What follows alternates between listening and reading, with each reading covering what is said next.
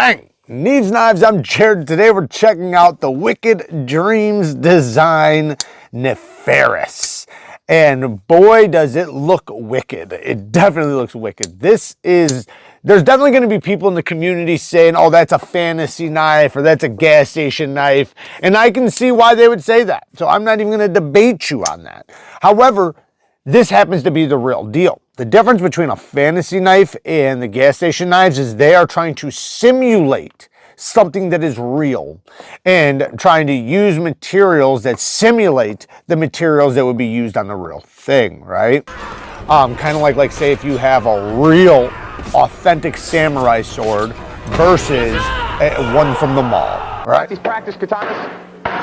Oh, that hurt. Oh, that hurt big time.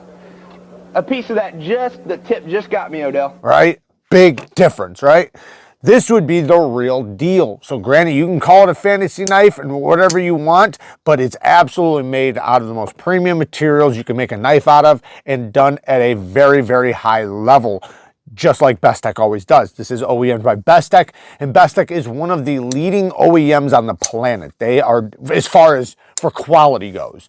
You know, like when you're talking about highest of quality, Bestech is definitely doing an incredible job, and they're just getting better and better and better and better. This has a wicked blade shape. We have a trailing point, hawkbill, dual hollow ground American Tonto. That's a lot. So we have a hollow grind here and up here. You have a straight edge here with a very pronounced secondary tip, and then a recurve hawkbill right here, which leads to a nice pokey tip with a hollow here too. Now, because it's up so high, this isn't going to be one where you're going to want to use the tip, the primary tip for utility cuts. You're going to want to use the secondary tip, but because it's so pronounced, like that's a very pokey secondary tip. This is great for utility cuts. Like it's kind of like using a utility blade. Now, this other tip, you're probably not going to use it that often, except for maybe like if you have a box and there's a seam you need to get into, you know, like this right here or something, you know, where you get into the seam and cut the tape or open something up, you know, like that, or draw down something, then yeah. But for the most part, this is going to be your most used tip, and this edge is going to be the most used edge. Now we're going to talk about how to sharpen this here in just a second. MagnaCut steel. I'm not sure what they're running the HRC at, but I know they are able to get 6364. One of the knives I have in the works by Bestech is going to be a MagnaCut steel 6364 HRC. So they have the ability to do it. I'm not sure if that's what they're doing here, but they typically run it between 62 and 64. Now, as far as, sorry, I'm moving some stuff around. As far as the handle, we have a titanium liner lock. And if you look, you can see the liner is a subliner. So it's screwed in from the inside. As you can see right there, you see the two screws. And so you don't have to worry about putting pressure on the lock bar when you flip it open. There is no death lock with this knife. The action is freaking amazing.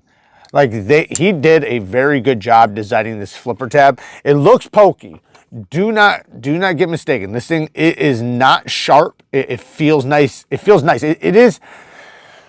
There's absolutely a tip to it, so you can feel that tip. But what happens is you have this scoop out right here, right? So the detent is tuned really well. So as soon as you start feeling this thing feel pokey, the detent breaks and it launches.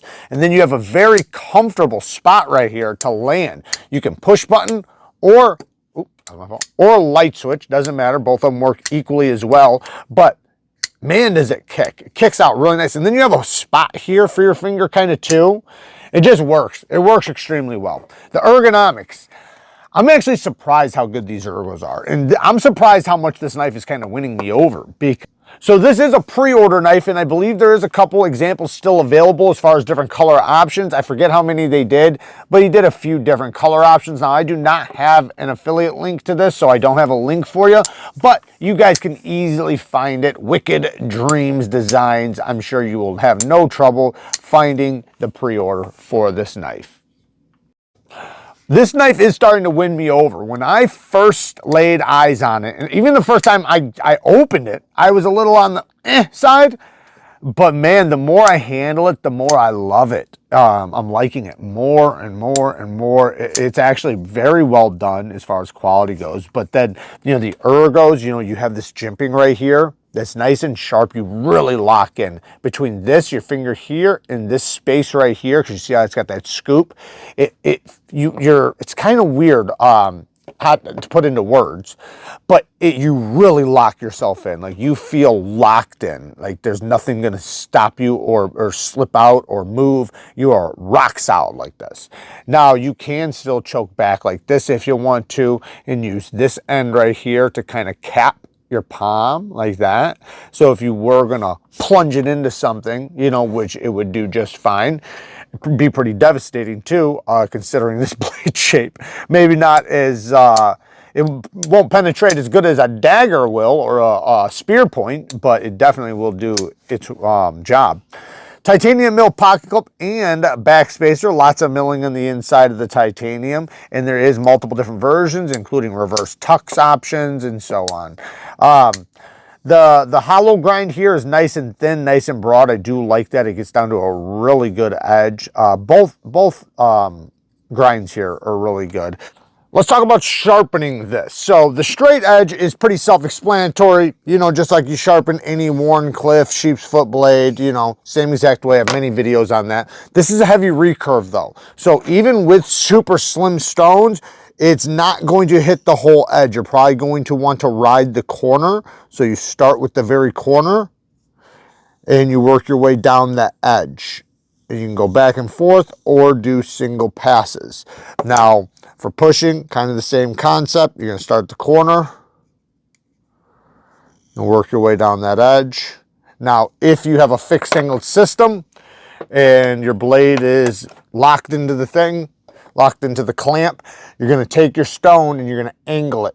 So literally just take your stone and angle it and then get that edge and use the edge. As long as you're not constantly sharpening like that, you'll be just fine to do it every once in a while. It won't hurt your stones. Now, if you're freehanding it and you have a round stone, that would be the best. This is going to be the best way. And what you're going to do is you're basically going to do like a rocking motion. So when you go forward, you can either just do forward pushes like this, or you can go back and forth. You just don't want the tip, and we'll show it on the other way too. So you're gonna go from tip to tip. Basically straight forward, straight back, straight forward, straight back, and that round stone will do the work. Now, you don't want to take this tip and go over the stone because that will round the tip, just like you don't want to go like this and go off of the stone because that'll round the tip. You want to stop. So just nice and controlled, be patient. It won't take very long. Now, another factor you have to consider when doing any tanto is marrying the tip. What does that mean? That means this tip lands in a specific spot. You don't want it to move from there. You can easily sharpen this too much and move the tip back to here. You can easily sharpen this side too much and move the tip, you know, up here. So you don't want to sharpen too much. You want to sharpen both of them. So like sharpen this edge, then this edge, then this edge, then this edge, or this edge, then this edge, this edge, then this edge. Don't work on one side too long. If you've worked on one side, go to the other side, work on that side so that you can make sure that they're going evenly. And then as far as the tip, as long as you're doing that, the tip shouldn't move very much, but just make sure that the two tips marry together to make a nice acute tip, or the two edges meet together to make a nice acute tip. And like I said, as long as you're not removing too much material on any one part, you should be just fine. So marrying the two is just making sure you're evening them up to the tip. If I was gonna hone it, I would do one edge, then I would just go right to this edge, then I go over here, and then right down that. And I would do that over and over.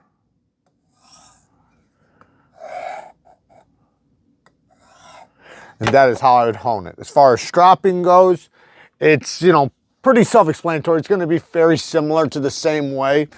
You can use the corner of the strop And you can use, obviously, the entire strap. So you can do that, anything. Just make sure you put your abrasive on the corner so you can use it.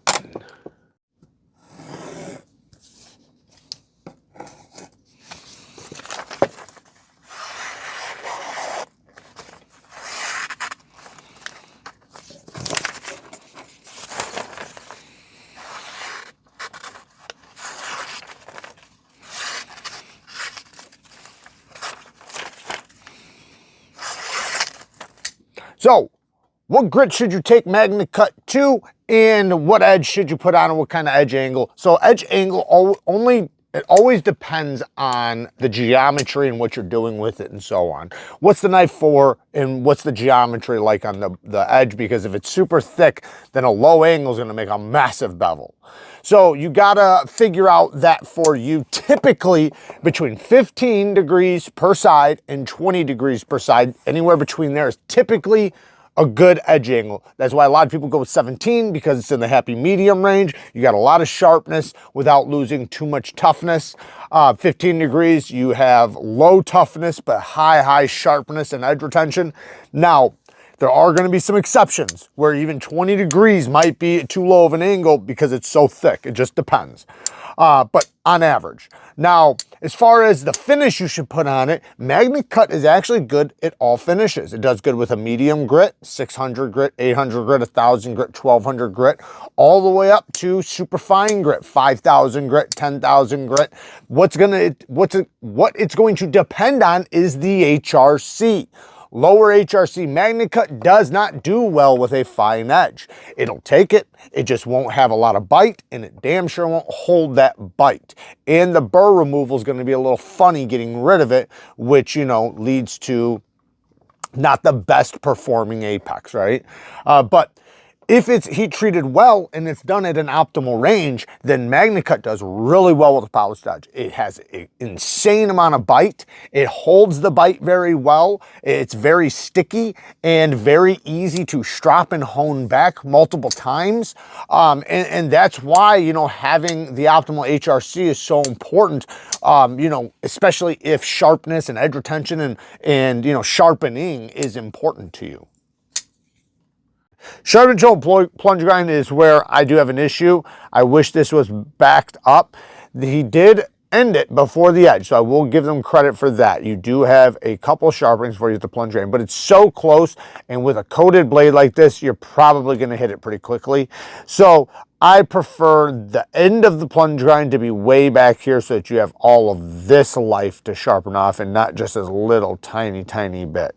Because every time you sharpen, you remove steel. So the edge gets closer and closer to the spine, which, you know, when you start hitting the plunge grind, it looks messy.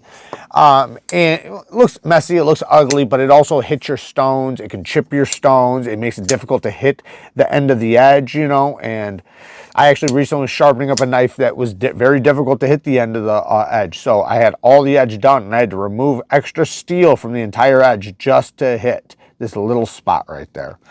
But, you know, you don't want to leave it and not sharpen it, right? The reverse grip is money with this guy. It almost feels like it was like almost designed for the reverse grip because, you know, you have your thumb placement right there, it peaks right over the top. You have this spot right there for your pinky. You can see everything kind of just locks in. Even this spot, like with my the pad on my hand, feels like it was like designed for that. So that's awesome.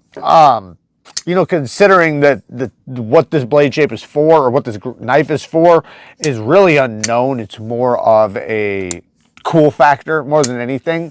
There's no real rhyme or reason for a blade shape like this other than it looks damn cool, right?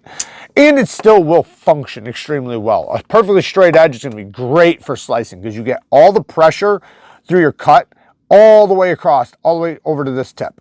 So you're not like, when you get to here, you're not losing leverage because there's no belly. So you actually can make the cut all the way out to here. And even like if you use it for self-defense and you strike something, when you strike something, the pressure goes all the way out to there too. It doesn't have a spot where the belly slips off of the, you know, the cut. As far as the negatives go, I already talked about the plunge grind. Lock bar access is great. I went into negatives, but then I wanted to talk about something else positive again, because that is really well done. Very, very comfortable disengagement. And on the reverse tux, I like how the color change is different between the lock bar and the titanium. There is a coating over this. I'm not sure. I'm guessing it's a Cerakote or, you know, something like that, PVD or something. It does look like it has a little stone wash over the surface. As far as negatives go, and this time we'll really do negatives, the clip is a little tight. It's because it's just so strong. You know, you have a thick piece of titanium that doesn't have very far to travel. So because it's not traveling very far, it makes it to where the tension is kind of tight, similar to like a Chavez, you know, where Chavez is like almost don't move. So does it work? Yeah, it works just fine. You'll put it in and out of the pocket and it'll be just fine. But you definitely feel that tension trying to get it under there, or out. Some people like that, some people don't. Just depends on your preference. All in all, I mean, I don't have a ton of negatives other than the sharpening choil and the clip. It's definitely going to be not for everybody. It's going to be something that's specific for a specific crowd. But for that specific crowd, you're getting a damn good knife. This is really, really cool. Like I said, it makes you appreciate it more and more and more the longer you have it, especially if you start using it and things like that, and you actually get the feel for how a blade shape like this does operate, because it's going to operate way better than you might imagine. And yeah, man, like I said, the detent feels so crispy good. Love that. And I also like this triangle pivot. I know it's not a triangle on this side, but you see the pivot right here, but then you have this this triangle spot. I like that. It looks cool. Almost like a diamond or something. I don't know. I just thought it looked cool. All in all, man, very, very cool. And I'm always happy and always excited to check out new designs that are wicked cool and just, you know, out of the ordinary, because we do see a lot of the same old. So it's nice to see something new and different. Work hard, stay tough. Until next time, peace.